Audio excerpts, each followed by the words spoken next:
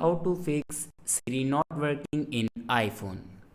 So let's start the video. First of all, open settings. In settings, scroll down and here you can see the option Siri. Now click on Siri and then click on talk to Siri.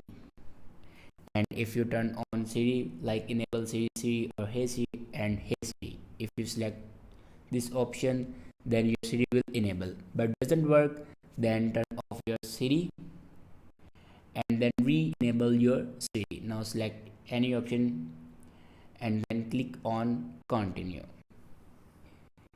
Siri, how's the weather? Hey Siri, send a message.